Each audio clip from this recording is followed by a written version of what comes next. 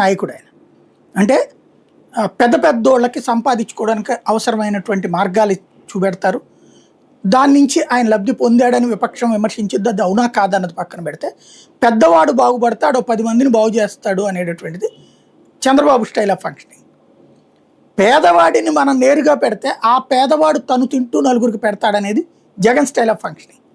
వీళ్ళిద్దరికీ ఉన్న తేడా, ఇదివరకు రాజశేఖర రెడ్డికి చంద్రబాబుకి ఉన్న తేడా, రాజశేఖర రెడ్డి ప్లేస్లో జగన్మోహన్ రెడ్డి వచ్చాడు, అంతమించి ఏం లేదు. చంద్రబాబు స్టైల్ ఆఫ్ ఫంక్షనింగ్లో వాళ్ళ అబ్బాయి కూడా అదే పద్ధతి ఫాలో అవుతున్నాడు, అందువల్ల తేడా ఏముండదు. అది వచ్చిన విషయం.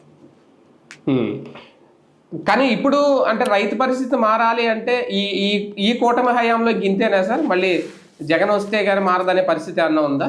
అది వాళ్ళు ఆలోచించుకోవాలి. ప్రస్తుతానికైతే వాళ్ళలో అసలు రైతుల గురించిన చర్చిస్తున్న దాఖలాలే కనిపించట్లేదు. ఇప్పుడు వీళ్ళు లడ్డూల దగ్గర నుంచి అనేక దాని మీద 100 సమీక్షలు జరిపారు. ఎందుకు ప్రతి 3 నెలలకు ఒకసారి వీళ్ళ పార్టీ పరంగా కూర్చుని రైతుల గురించి ఈ నెలలో మీటింగు, నెలకు ఒకసారి మీటింగ్ అవ్వండి, ఓ నెలలో రైతుల గురించి కనుక్కోండి, ఓ నెలలో పరిశ్రమల గురించి మాట్లాడండి, ఓ నెలలో ఎడ్యుకేషన్ గురించి మాట్లాడండి. ఇట్లాగా 12 నెలల్లో 12 సబ్జెక్టులు కూటమికి సంబంధించిన నాయకులందరూ కూర్చుంటే ఆ కూటమి నాయకులు ఆయా గ్రౌండ్ లెవెల్లో ఫీడ్బ్యాక్ తెచ్చుకుంటారు, సమీక్షించి అధికారులను అక్కడ కూర్చోబెడితే పరిష్కారాలు ఆలోచించవచ్చు కదా. కేబినెట్ మీటింగ్లో ఏం ఆలోచిస్తున్నారంటే ఎంతసేపటిగా భూముల కేటాయింపులు అయ్యే సరిపోతుంది. కాబట్టి విడిగా కూర్చోండి, కూటమి మీటింగ్. సో ఈ నెల వ్యవసాయం గురించి, ఈ నెలలో మార్కెటింగ్ గురించి, ఈ నెలలో విద్యార్థుల గురించి ఇట్లా కూర్చోండి. ఇలా కూర్చునే తీరిక వాళ్ళకి లేదు, అసలు అట్లాంటి ఆలోచనే లేదు. అది సమస్య.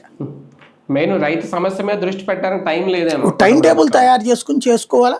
అంటే బేసిక్గా ఒకటే, ఇవన్నీ చేయాలంటే డబ్బులు కావాలా. మనకెందుకు వచ్చిన గొడవ, చివరి ఏడాది మనం ఏదైనా ప్రయోజనాలు చేకూరిస్తే వాడే ఓటేస్తారులే అనే లెక్క ఉంటుంది అంతే. రైట్ రైట్ చూద్దాం. మామూలుగా అయితే